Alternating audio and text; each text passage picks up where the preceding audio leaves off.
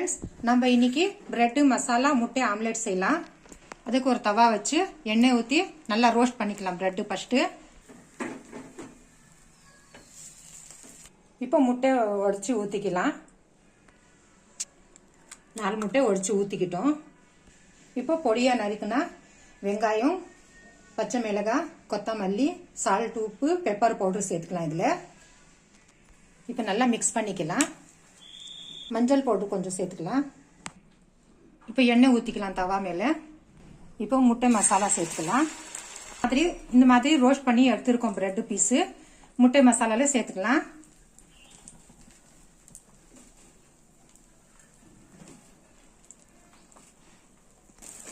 இப்போ பிரெட் மேலே திருப்பிக்கலாம் இந்த மாதிரி.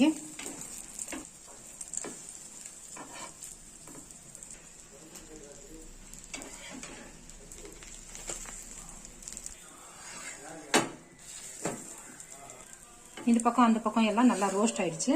இந்த மாதிரி கொஞ்சம் நேரம் ரோஸ்ட் பண்ணிக்கலாம். முட்டை மசாலா பிரெட் ஆம்லேட் செஞ்சிட்டோம். காலையில் டிஃபனுக்கும் சாப்பிடலாம், பசங்களுக்கு ஸ்கூலுக்கும் லஞ்ச் பாக்ஸுக்கும் செஞ்சு தரல. பிடிச்சிருந்தா ஒரே ஒரு லைக் பண்ணுங்க.